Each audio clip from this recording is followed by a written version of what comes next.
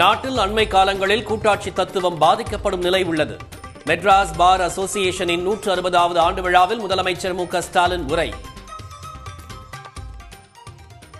அண்மை காலங்களில் அரசமைப்பு சட்டத்தின் அடிப்படை கட்டமைப்புகளில் ஒன்றான கூட்டாட்சி தத்துவம் பாதிக்கப்படுகிற நிலை காணப்படுது.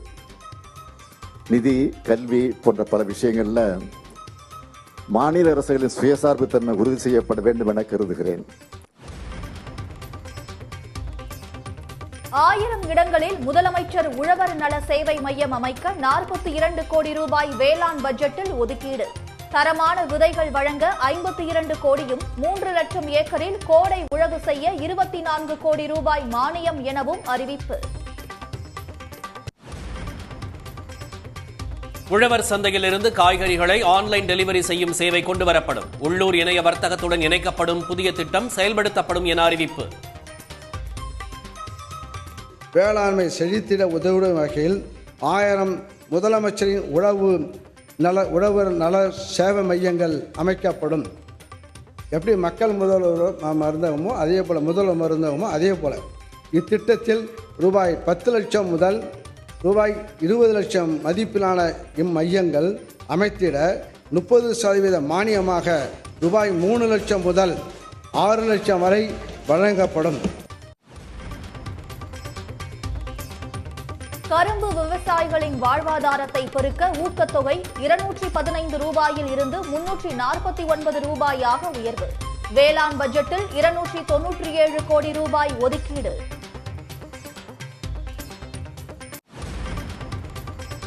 டெல்டா அல்லாத மாவட்டங்களில் பயிர் சாகுபடியை அதிகரிக்க சிறப்பு தொகுப்பு திட்டத்திற்கு 102 கோடி ரூபாய் நிதி. தரமான விதைகள் வழங்க 52 கோடியும் 3 லட்சம் ஏக்கரில் கோடை உழவு செய்ய 24 கோடி ரூபாயும் மானியம் எனவும் அறிவிப்பு.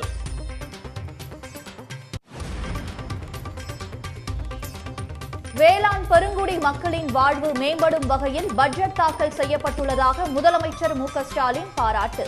முத்தான திட்டங்களுடன் நிதிநிலை அறிக்கை தயாரித்த அமைச்சர் மற்றும் உழவர் நலத்துறை அதிகாரிகளுக்கு வாழ்த்து.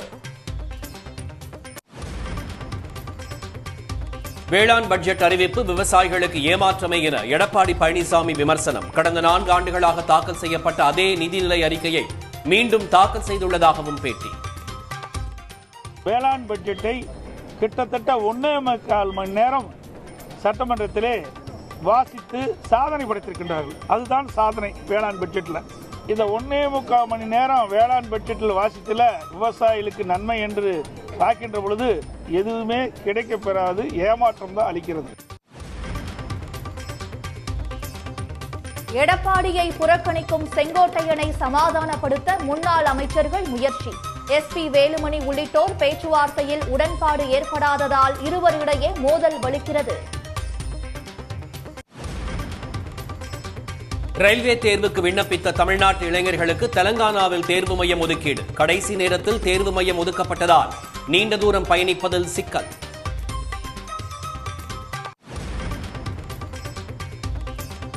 நேற்று அதிரடியாக உயர்ந்த தங்கம் விலை சவரனுக்கு 640 ரூபாய் குறைந்தது. சென்னையில் சவரன் 65,760 ரூபாய்க்கு விற்பனை.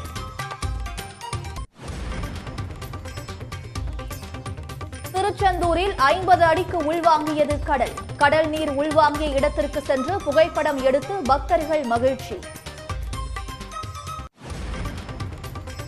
காஞ்சிபுரத்தில் பிரபல ரவுடி வசூல் ராஜா கொலை செய்யப்பட்ட வழக்கில் 10 பேர் கைது. கை கால் முறிவு ஏற்பட்ட 4 பேருக்கு காஞ்சிபுரம் அரசு மருத்துவமனையில் சிகிச்சை.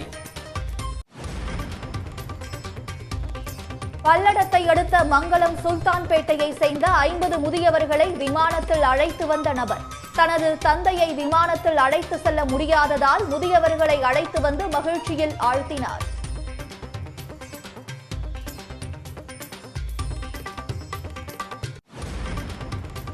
ஆயிரம் கிலோமீட்டர் வேகத்தில் செல்லும் அதிவேக ஹைப்பர் லூப் ரயில்களை விரைவில் இந்தியாவில் இயக்க திட்டம். சென்னையில் ஒன்றிய அமைச்சர் அஸ்வினி வைஷ்ணவ் தகவல்.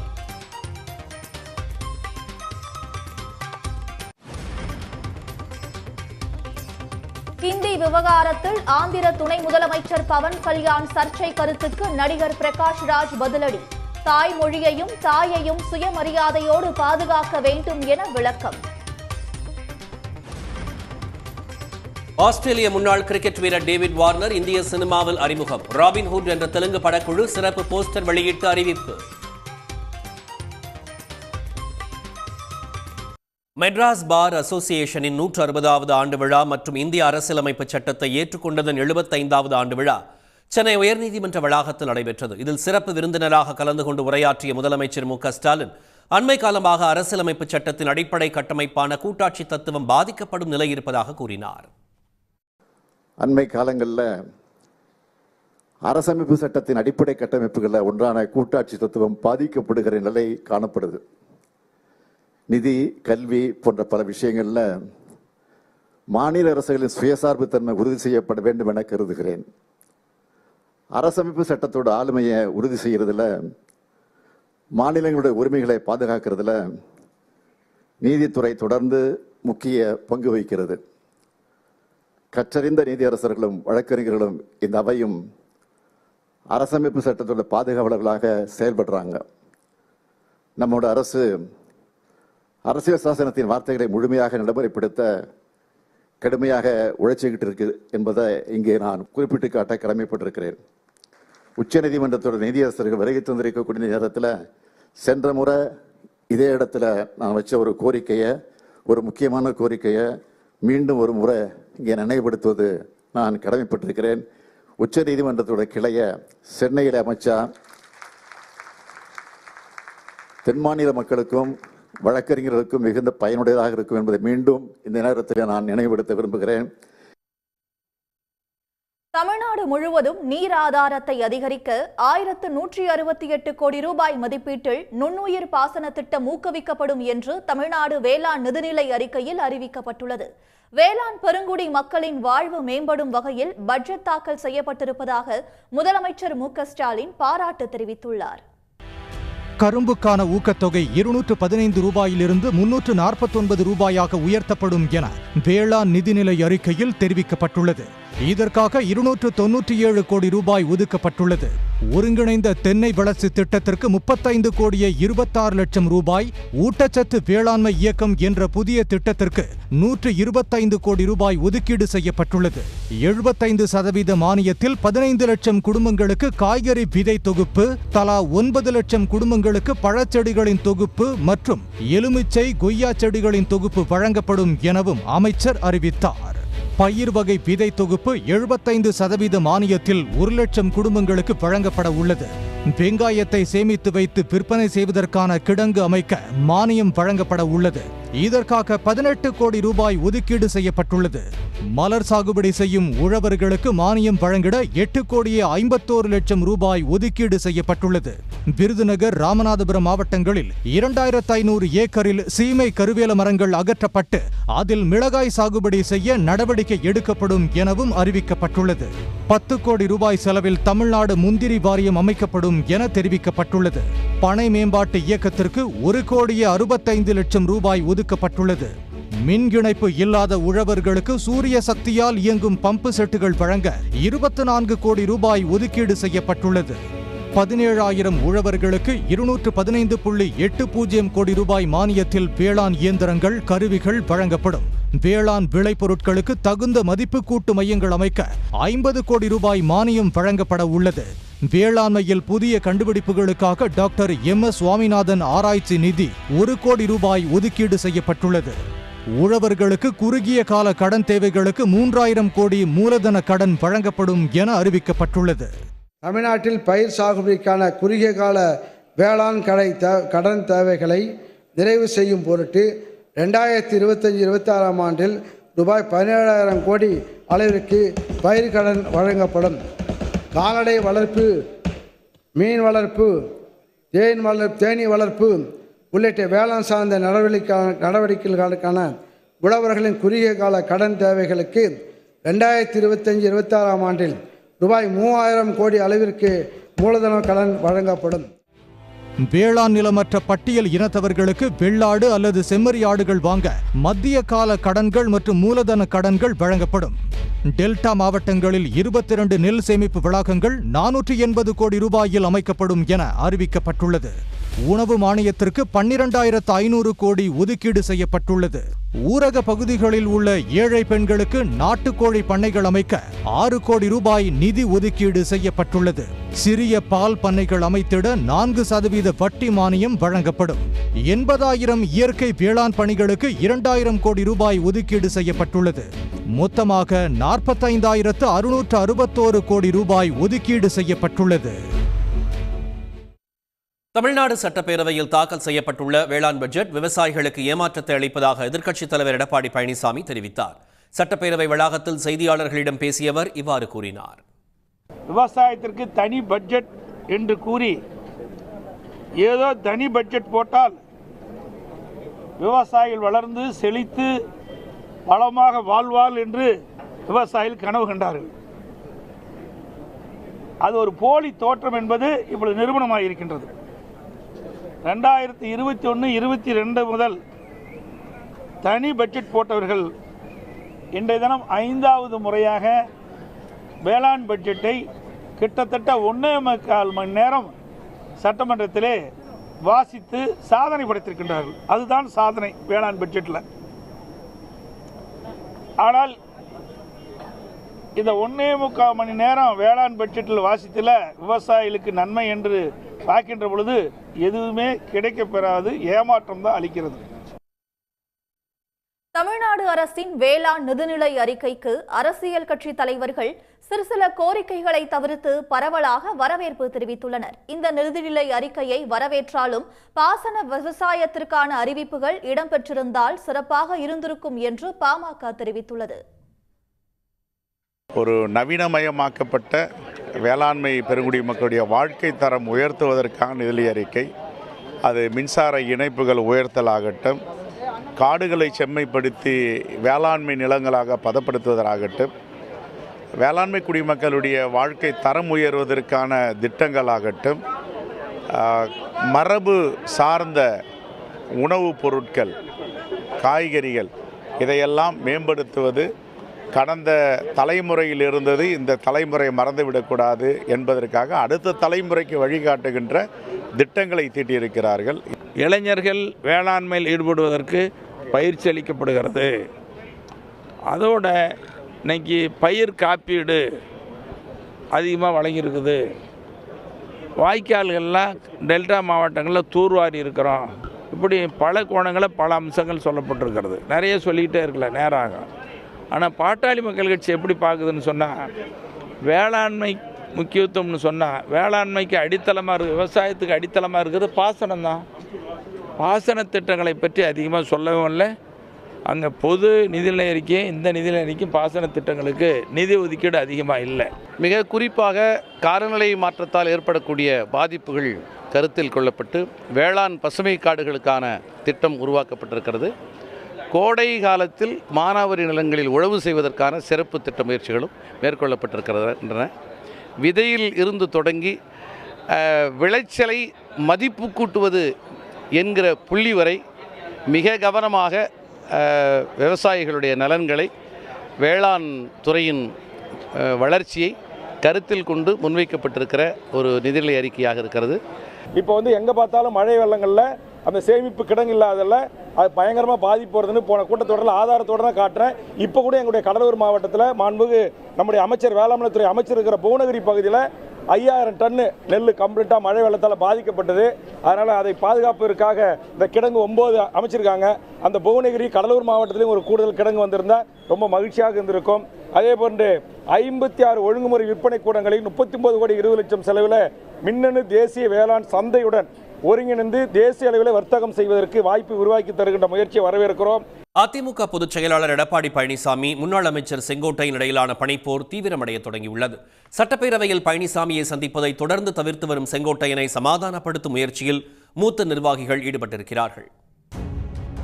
எடப்பாடி பழனிசாமிக்கு நடத்தப்பட்ட பாராட்டு விழாவில் எம்ஜிஆர், ஜெயலலிதா படங்கள் வைக்கப்படவில்லை என கூறி விழாவை செங்கோட்டையன் புறக்கணித்தார். அது முதல் இருவருக்கும் இடையிலான பனிப்போர் அதிகரித்து வருவதாக தகவல்கள் வெளியாகின. அதனை உறுதி செய்வது போல் எடப்பாடி பழனிசாமியை சந்திப்பதை செங்கோட்டையன் தொடர்ந்து தவிர்த்து வருகிறார். அண்மையில் நடைபெற்ற எஸ்பி வேலுமணி இல்ல திருமணத்தில் இருவரும் சந்திப்பதற்கான சூழல் இருந்தபோதும் செங்கோட்டையன் அதை தவிர்த்ததாக கூறப்பட்டது. இந்நிலையில் தமிழ்நாடு சட்டப்பேரவையின் பட்ஜெட் கூட்டத்தொடரில் பங்கேற்று வரும் செங்கோட்டையன் அதிமுக சட்டமன்ற உறுப்பினர்கள் அறைக்கு கூட செல்லாமல் தனியாக வந்து செல்கிறார். இதன் மூலம் எடப்பாடி பழனிசாமியை சந்திப்பதை செங்கோட்டையன் முற்றிலுமாக புறக்கணித்து வருகிறார். இதுகுறித்து செய்தியாளர்கள் கேள்வி எழுப்பிய போது டென்ஷனான எடப்பாடி பழனிசாமி அதை அவரிடமே கேளுங்கள் என ஆவேசமாக பதிலளித்தார். அவரை கேளுங்க, காரணம் அவரை கேட்டதானே தெரியும், என்ன கேட்டா எப்படி தெரியும்? அவரை போய் கேளுங்க சார், நீ அவரை கேளுங்க, ஏன் தவிச்சலும் அவரை கேளுங்க. இதெல்லாம் இங்கே கேட்குற கேள்வி இல்லை. தனிப்பட்ட முறையில் இருக்கிற பிரச்சனை இங்கே பேசாதீங்க. எங்களுக்கு நிறைய பேர் வரல, ஏன் வழின்னு கேட்கலாமா? அதை கேட்க மாட்டேங்கிறீங்களே. ஒரே நிமிஷம், இங்கே எத்தனை பேர் வந்திருக்கிறோம்? மொத்தம் 62 பேர். அவரோட வேலை இருக்கும். இங்கெல்லாம் வந்து சுதந்திரமாக செயல்படுகின்ற கட்சி, சுதந்திரமாக அனைவரும் செயல்படலாம், எங்கே வேணாலும் எப்படி வேணாலும் போகலாம், யாரும் கேட்கறதில்ல. எங்களுக்கு ஒரே எதிரி திராவிட முன்னேற்ற கழகம் தான். அதைத்தான் நான் ஏற்கனவே தெளிவுபடுத்திட்டேன். மற்ற கட்சியில் எங்களுக்கு எதிரியே கிடையாது. அதே போல் எங்களுக்கு இருக்கிற உறுப்பினர்கள் சுதந்திரமாக செயல்படுறாங்க, எந்த தடையும் கிடையாது. இந்நிலையில் அதிருப்தியில் உள்ள செங்கோட்டையனை சமாதானப்படுத்தும் முயற்சியில் அதிமுகவின் 5 முன்னாள் அமைச்சர்கள் ஈடுபட்டுள்ளனர். சட்டமன்றத்தில் வேளாண் பட்ஜெட் தாக்கல் செய்த போது முன்னாள் அமைச்சர்கள் KP அன்பழகன் மற்றும் கடம்பூர் ராஜு ஆகியோர் செங்கோட்டையனிடம் பேச்சுவார்த்தை நடத்தினர். KP அன்பழகனிடம் விவரங்களை கேட்ட SP வேலுமணி செங்கோட்டையன் இருக்கைக்கு சென்று பேச்சு நடத்தினார். இந்த சமரச முயற்சிகளை செங்கோட்டையன் புறக்கணித்து விட்டதாக கூறப்படுகிறது. சட்டமன்றம் முடிந்த பிறகு அதிமுகவினர் யாரிடமும் பேசாமல் செங்கோட்டையன் தனியாகவே புறப்பட்டு சென்றார். இதனால் செங்கோட்டையன் விவகாரத்தில் அதிமுக தலைமையின் அடுத்த கட்ட நகர்வுகள் என்ன என்று பரபரப்பு எழுந்துள்ளது. தொகுதி பிரச்சனைகள் குறித்து பேசுவதற்காகவே சபாநாயகரை சந்தித்ததாக அதிமுக முன்னாள் அமைச்சர் செங்கோட்டையன் தெரிவித்துள்ளார். சபாநாயகரை செங்கோட்டையன் சந்தித்தது தொடர்பாக அதிமுகவில் சலசலப்பு ஏற்பட்ட நிலையில் அவர் இவ்வாறு விளக்கமளித்துள்ளார். சபாநாயகரை சட்டமன்ற உறுப்பினர் சந்திப்பது வழக்கம். இன்று கூட 6-7 சட்டமன்ற உறுப்பினர் அதிமுகவை சார்ந்தவர் சந்தித்தோம். என்னுடைய தொகுதியிலே சுற்றுச்சூழல் பாதிக்கிற ஒரு சூழ்நிலை ஏற்படுகிற போது அதற்கான ஒரு கவன ஈர்ப்பு தீர்மானத்தை கொடுப்பதற்காக சென்றேன். சுற்றுச்சூழல் அமைச்சரும் அங்கே வந்தார்கள். அந்த கடிதத்தை அவரிடத்திலே கொடுத்திருக்கிறேன். இதுதான் நடைபெற்ற ஒன்று. கப்பல்பட்டி கரும்பு, முருங்கை, நல்லூர் வரகு உள்ளிட்ட வேளாண் விளைபொருட்களுக்கு புவிசார் குறியீடு பெற 15 லட்சம் ரூபாய் ஒதுக்கீடு செய்யப்படும் என அறிவித்த தமிழ்நாடு அரசுக்கு விவசாயிகள் நன்றி தெரிவித்தனர். அதில் வந்து பார்த்தீங்கன்னா ஆய்வுக்குடி கொய்யாவுக்கு வந்து பார்த்தீங்கன்னா புவிசார் குறியீடு வழங்குவதற்கு ரூபாய் 15 லட்சம் ஒதுக்கீடு செஞ்சு அதை முன்மொழி செஞ்சுருக்காங்க. அதுக்கு தமிழ்நாடு அரசுக்கு மிக்க நன்றியை தெரிவித்துக் கொள்கிறேன். இதனால கொய்யா விவசாயிகள் வந்து பார்த்திங்கன்னா இங்கேருந்து வெளி மாநிலங்களுக்கு கொய்யா ஏற்றுமதி பண்ணிகிட்டு இருக்கோம். இந்த புவிசார் குறியீடு வழங்குவதன் மூலிமா நாங்கள் வெளிநாட்டுக்கு வந்து ஏற்றுமதி செய்வதற்கு ரொம்ப உதவியாக இருக்கும். ஸோ அந்த பொருளாதார முன்னேற்றத்தை அடிப்படையாக கொண்டு அரசாங்கம் சிறந்த முறையில் செயல்படுது.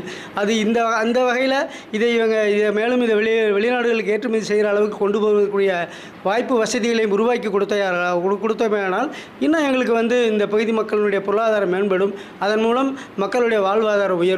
நல்ல பசுமையான நிறம், சதைப்பிடிப்பு, அருமையான ருசி தரக்கூடிய இந்த கரும்பு முருங்கை ஓரளவுக்கு எங்களுக்கு பரவாயில்லைங்க. நல்ல ஈல்டை கொடுக்குது, நல்ல விலையை கொடுக்குது. மாண்புமிகு முதலமைச்சர் அவர்கள் இந்த பட்ஜெட்ல எங்களுக்கு புவிசார் வழங்கியதுக்கு எங்களுடைய மனமார்ந்த நன்றியை தெரிவித்துக் கொள்கிறோம். இந்த ஆண்டு பட்ஜெட்ல அதை அறிவிச்சதுக்காக கரும்பு முருங்கை விவசாயிகள் சார்பாக மனமான நன்றியை தெரிவித்துக் கொள்கிறோம். எந்த விதமான ரசாயன உரங்கள் போட தேவையில்லாத ஒரு வளமான மண், அந்த மண்ணில் விளையக்கூடிய வரகுக்கு புவிசார் குறியீடு வழங்கப்படும் அப்படின்னு சொல்லி நம்மளுடைய தமிழக அரசு வந்து நடவடிக்கை எடுக்கப்படும் சொல்லியிருக்காங்க. அது மிகுந்த வரவேற்புக்குள்ளது. இது போல் ஒவ்வொரு பயிருக்கும் நம்ம எடுத்தாங்க அப்படின்னு சொன்னால் அந்த பயிருக்கான மதிப்பு இன்னும் கூடும். அப்போ அதற்கு உண்டான உரிய விலையும் கிடைக்கும். நம்மளுடைய பழைய மரபு விதைகளும் இதன் மூலம் பாதுகாக்கப்படும். இது அடுத்த தலைமுறைக்கு மிகப்பெரிய சொத்து. நன்றி. தமிழ்நாடு அரசின் 2025-26 நிதியாண்டின் வரவு செலவு திட்டத்தின் நிதி மேலாண்மையை பாராட்டுவதாக முன்னாள் ஒன்றிய நிதியமைச்சர் ப. சிதம்பரம் தெரிவித்துள்ளார். அதே நேரத்தில் திட்டங்களின் தரத்தை கண்காணிக்க வேண்டும் என்று அவர் கேட்டுக்கொண்டுள்ளார். முதலீடு செய்வது சரிதான். சாலைகள் போடுவது, திட்டங்களை நிறைவேற்றுவது, வீடுகளை கட்டுவதெல்லாம் நல்லது தான். ஆனால் தரத்தையும் பார்க்க வேண்டும். பல இடங்களில் தரமாக இருக்கிறது, சில இடங்களில் தரம் குறைந்திருக்கிறது. முதலீடு மட்டும் போதாது, முதலீடு எண்ணிக்கை மட்டும் போதாது, தரமும் கவனமாக இருக்க வேண்டும் என்று தமிழ்நாடு அரசை கேட்டுக்கொள்கிறேன். கச்சத்தீவு புனித அந்தோனியார் ஆலய திருவிழா வெகு விமர்சையாக கொண்டாடப்பட்டது. இந்தியா மற்றும் இலங்கை மீனவர்கள் இணைந்து வழிபாடு நடத்தும் அந்தோனியார் ஆலயத்தில் நேற்று கொடியேற்றத்துடன் திருவிழா தொடங்கியது. தொடர்ந்து சிலுவை பாதை, திருப்பலி, புனித அந்தோனியாரின் தேர் பவனியும் நடைபெற்றது. இரண்டாவது நாளான இன்று காலை 7 மணி அளவில் சிறப்பு கூட்டு பிரார்த்தனை நடைபெற்றது. அதனைத் தொடர்ந்து கொடி இறக்கத்துடன் விழா நிறைவடைந்தது. விழாவில் இந்தியா மற்றும் இலங்கையில் இருந்து 8000க்கும் மேற்பட்ட பக்தர்கள் கலந்து கொண்டனர். போன வருஷம் இலங்கை இந்தியாக்கள் வர இல்லை, இந்த வருஷம் வந்திருக்காங்க. மிகவும் சந்தோஷம். ரெண்டு நாட்டவரும் ஒன்றா சேர்றது ரொம்ப சந்தோஷம். இலங்கை கடற்படை மற்றும் யாழ்ப்பாண மாவட்ட நிர்வாகம் சார்பில் பக்தர்களுக்கு உணவு, தண்ணீர், மருத்துவம் மற்றும் அடிப்படை வசதிகளுக்கான ஏற்பாடுகள் செய்யப்பட்டிருந்தன. சொந்த ஊரை சேர்ந்த 50 முதியவர்களை முதல் முறையாக விமானத்தில் சுற்றுலா அழைத்து சென்று மகிழ்வித்துள்ளார் திருப்பூர் மாவட்டத்தை சேர்ந்த தனியார் நிறுவன அதிகாரி ஒருவர். தனது தந்தைக்கு செய்ய முடியாததை முதியவர்களுக்கு செய்து அசத்தியுள்ளார். கையிலே ஆகாசம் கொண்டு வந்த ஓம் பாசம், காலமே போனாலும் வாழ்ந்திடுராசா. திருப்பூர் மாவட்டம் பல்லடத்தை அடுத்த மங்களம் சுல்தான்பேட்டை பகுதியைச் சேர்ந்தவர் பாலன். இவர் தனியார் நிறுவனத்தில் மேலாண்மை இயக்குநராக இருந்து வருகிறார். தனது தந்தையை ஒருமுறையாவது விமானத்தில் அழைத்து செல்ல வேண்டும் என்ற ஆசை நிராசையானதால் அதனை ஈடுகட்ட தன்னுடைய சொந்த ஊரைச் சேர்ந்த சில முதியவர்களை விமானத்தில் சுற்றுலா அழைத்து சென்று மகிழ்ச்சி கடலில் ஆழ்த்தியுள்ளார் இவர். நட்பு வட்டத்தில் உள்ள குடும்பங்களில் இருக்கும் 50 முதியவர்களை கோவையில் இருந்து சென்னைக்கு விமானத்தில் 2 நாள் சுற்றுலா அழைத்து சென்றார். எங்களுடைய அப்பாவை ஃப்ளைட்டில் கூட்டிகிட்டு போகணுன்னு ரொம்ப நாள் எனக்கு ஒரு ஆசை இருந்துச்சு. ஆனால் காலத்தின் சூழ்நிலையில் அவரோட உடல்நிலை ஒத்து வரல. இன்றைக்கி அவர் எங்களோட இல்லை. ஸோ இந்த ஃபீல் எனக்கு ரொம்ப நாளாக ஒரு நம்ம செய்ய முடியலையேன்னு ஒரு ஃபீல் இருந்துச்சு. இதில் இருக்கிற வயசானவங்களை நிச்சயமாக நம்ம கூட்டிகிட்டு போகணும், அவங்களுக்கு அந்த சந்தோஷத்தை கொடுக்கணும் அப்படிங்கிற எண்ணம் எனக்கு தோணுச்சு. சென்னையில் முக்கிய சுற்றுலா தலங்களான மெரினா கடற்கரை, வடபழனி முருகன் கோவில் உட்பட பல்வேறு இடங்களுக்கு வேன் மூலமாக முதியவர்களை அழைத்து சென்றதுடன் மெட்ரோ ரயிலில் அவர்களை பயணிக்க வைத்துள்ளார். முதல் முறையாக விமானம், மெட்ரோ ரயில் பயணம் செய்த முதியவர்கள் பேரானந்தம் அடைந்தனர்.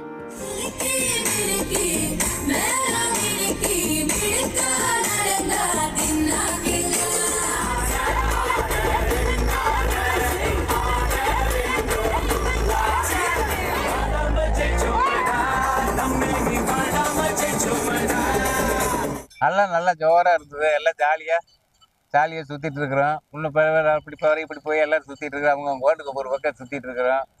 நல்லா ஜாலியாக இருக்குது. நிறைய பக்கம் கூட்டிகிட்டு போகிறாங்க. நிறைய அனுபவம். மெட்ரோ ரயிலில் வந்தாங்கன்னு ஜிக்கு ஏறினா பறந்த மாதிரி, சிட்டுக்குருவி மாதிரி அதில் ஏறினே இறங்கணும். நம்ம ஜாலியாக இருந்தது.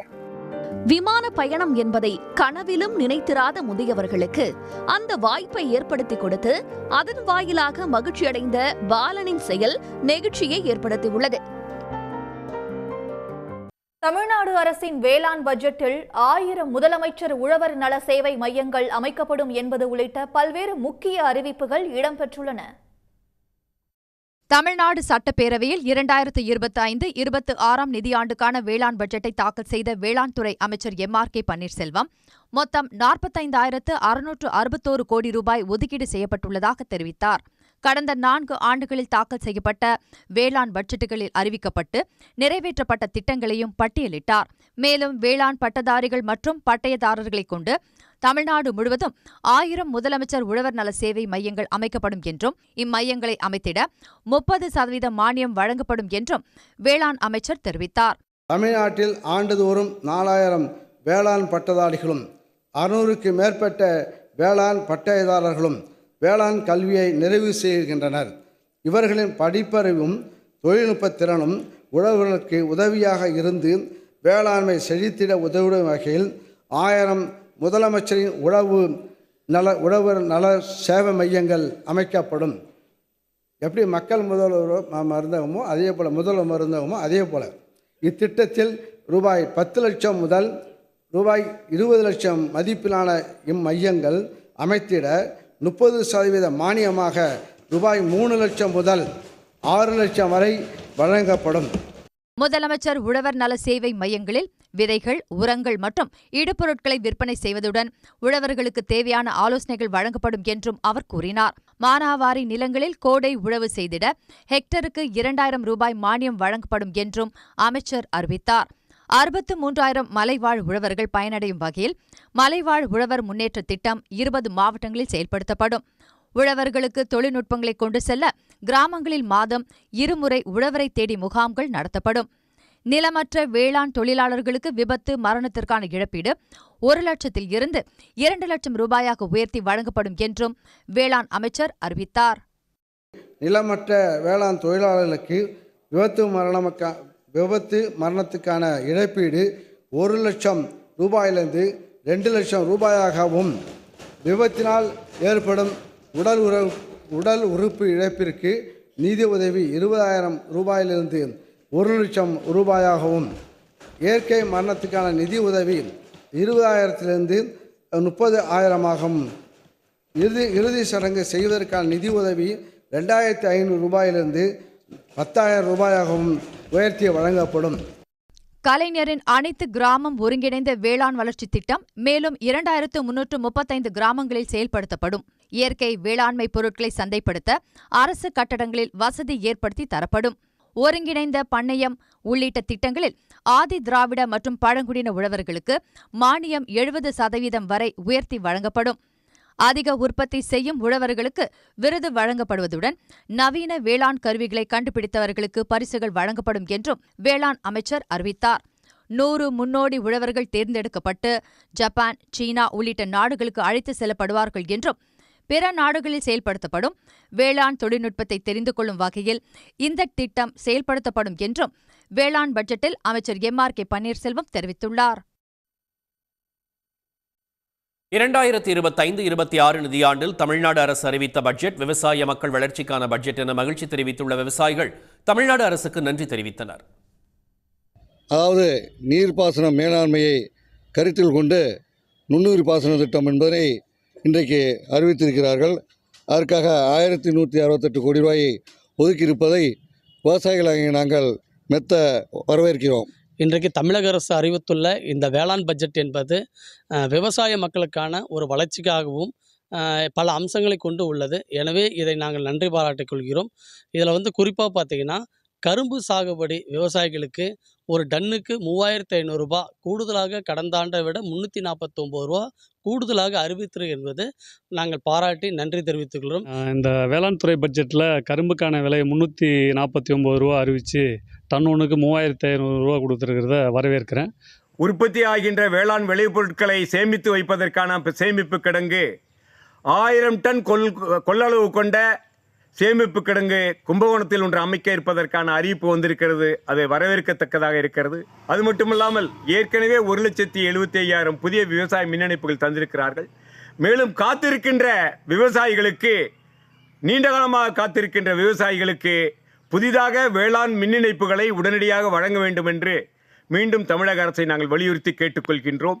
பயிர் காப்பீடு திட்டத்திற்கு நிதி ஒதுக்கீடு செய்திருக்கிறார்கள். அதனை தமிழ்நாடு அரசே ஏற்று தமிழ்நாடு அரசே பயிர் காப்பீடு திட்டத்தை செய்தால் மிகவும் வரவேற்கக்கூடியதாக இருக்கும். திருப்பூரில் முதன்முறையாக நடைபெற்ற கார் மற்றும் பைக் ஷோ நிகழ்ச்சியை ஏராளமான கல்லூரி மாணவ மாணவிகள் கண்டு ரசித்தார்கள். தேர்வு காலத்தில் மாணவர்களின் மன அழுத்தத்தை குறைக்கும் நோக்கில் நடைபெற்ற இந்த நிகழ்ச்சி குறித்து விளக்குகிறது இந்த தொகுப்பு.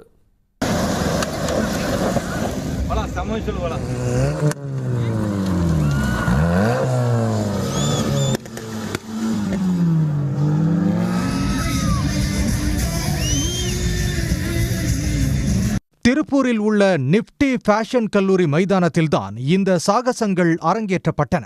இந்த கல்லூரியில் விரைவில் செமஸ்டர் தேர்வுகள் தொடங்க உள்ள நிலையில் மாணவர்களின் மன அழுத்தத்தை குறைக்கும் நோக்கில் கார், பைக் சாகச நிகழ்ச்சிக்கு ஏற்பாடு செய்யப்பட்டது.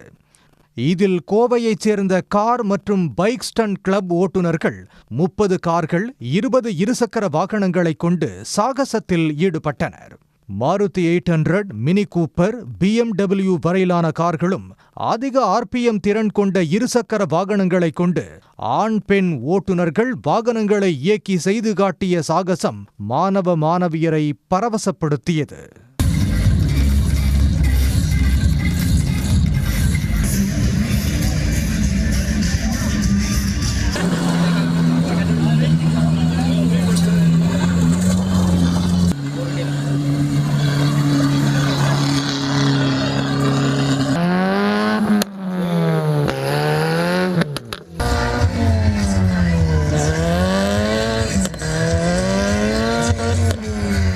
பலவித மாற்றங்கள் செய்து வித்தியாசமான சப்தங்களை எழுப்பியவாறு செய்யப்பட்ட வாகனங்களால் கல்லூரி மைதானம் முழுவதும் புழுதி சூழ்ந்தது.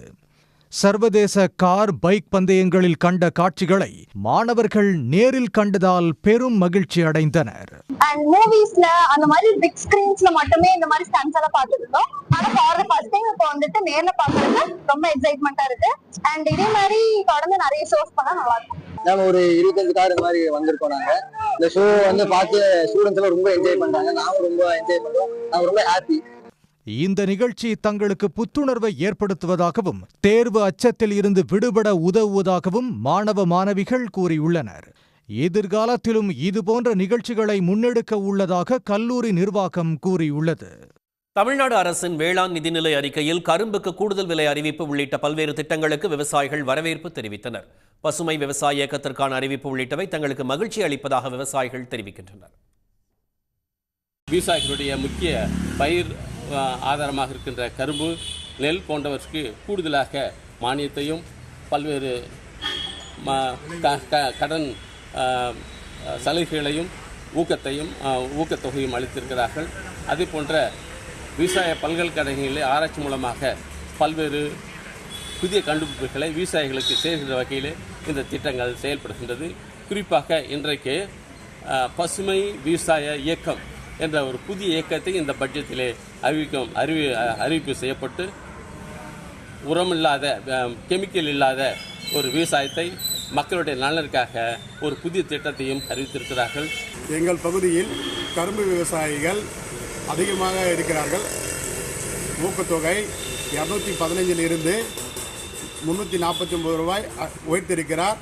ஆதார விலை டன்னுக்கு 3000 3500 உயர்த்தி தந்திருக்கிறார். எங்கள் விவசாயிகள் இந்த செய்தி அறிவிப்பு கேட்டு மிகவும் மகிழ்ச்சி அடைகிறார். மாண்புமிகு அமைச்சர் அவர்களுக்கு எங்களுடைய விவசாய சார்பாக மனமார்ந்த நன்றியை தெரிவித்துக் கொள்கிறோம். ரயில் என்ஜின் உதவி துணைநிலை ஓட்டுநர் தேர்வுக்கு தமிழ்நாட்டைச் சேர்ந்த 80 விழுக்காடு தேர்வர்களுக்கு தெலங்கானா உள்ளிட்ட வெளி மாநிலங்களில் தேர்வு மையம் அமைத்திருப்பது அதிர்ச்சி ஏற்படுத்தியுள்ளது. இந்திய ரயில்வே ஆள் தேர்வு வாரியம் மூலமாக ரயில் என்ஜின் உதவி ஓட்டுநர் பணிக்கான 2ஆம் கட்ட கணினி முறை தேர்வு வருகின்ற 19ஆம் தேதி நாடு முழுவதும் நடைபெறுகிறது. இந்த பணிக்கான முதற்கட்ட கணினி முறை தேர்வு கடந்த ஆண்டு நவம்பர் 25 முதல் 29ஆம் தேதி வரை நடைபெற்றது. இதில் தமிழ்நாட்டில் இருந்து தற்போது 6315 பேர் 2ஆம் கட்ட தேர்வெழுத உள்ளனர். ஆனால் அவர்களுக்கு வெளிமாநிலங்களில் தேர்வு மையங்கள் அமைத்திருப்பதால் தேர்வர்கள் அதிர்ச்சியடைந்துள்ளனர். 1300 கிலோமீட்டருக்கு அப்பால் எக்ஸாம் சென்டர் போட்டிருக்காங்க. தெலுங்கானா ஹைதராபாத், செகந்திராபாத் இப்படி பல இதில் போட்டிருக்காங்க. பெங்களூரில் போட்டிருக்காங்க. ஒவ்வொரு ஆளுக்கு ஒவ்வொரு மாதிரி போட்டிருக்காங்க. இந்த 6315 பேர்த்தில் ஒரு 80% பேர்த்துக்கு வெளி மாநிலத்தில் தான் சென்டர் போட்டிருக்காங்க. இங்கேருந்து எங்களுக்கு போயிட்டு வரதுக்கு மன உளைச்சல், பொருளாதார நெருக்கடி, ப்ளஸ் ட்ரெயினில் டிக்கெட் கிடைக்கல. எல்லாத்துக்குமே வெயிட்டிங்கில் தான் இருக்குது. இப்போ நாங்கள் எப்படி போய் எக்ஸாம் அட்டன் பண்ணுறதுன்ட்டு எங்களுக்கு மிகப்பெரிய குழப்பமாக இருக்குது. எக்ஸாம் இப்போ லோக்கலில் போட்டிருந்தாங்கன்னா தூங்கி எழுந்திரிச்சு போய் எக்ஸாம் எழுதுறதுக்கும் இதே ஒரு 24 மணி நேரம் ட்ராவல் வருது. தூங்காமல் தான் போகிறோம் கண்டிப்பாக. அது அதர் ஸ்டேட் வேறு. அங்கே போயிட்டு அந்த ஸ்ட்ரெஸ்ஸு, சாப்பாடு இருக்குது, இது போக ரெஃப்ரெஷ் ஆகணும். அது பிற மாநிலம் வேறு, மொழி பிரச்சனை வேறு இருக்குது. அந்த ஏரியாவே தெரியாது. ஸோ போய் எழுதும்போது ஒரு ஸ்ட்ரெஸ்ஃபுல் கண்டிப்பாக இருக்கும். அது யாராக இருந்தாலும் சரி, உள்ளதாக சொல்லிடுறேன். ஸோ இதனால தான் சொல்ல வரேன். இங்கே லோக்கலில் போட்டாங்கன்னா ஒரு 1.5 மணி நேரம், திருநெல்வேலியோ திருச்சியோ போட்டாங்கன்னா 1.5 மணி நேரம் ட்ராவலில் போயிட்டு எழுதிட்டு வந்துட போகிறோம் ஃப்ரெஷ்ஷாக. தமிழ்நாடு மாணவர்களுக்கு ஆந்திரா, தெலுங்கானா உள்ளிட்ட மாநிலங்களில் தேர்வு மையம் ஒதுக்கியிருப்பதை பாமக தலைவர் அன்புமணி கண்டித்துள்ளார். தமிழக தேர்வர்கள் திட்டமிட்டு அலைக்கழிக்கப்படுவதாக கூறியிருக்கும் அவர் இது மன உளைச்சலை ஏற்படுத்தும் என்று குறிப்பிட்டுள்ளார்.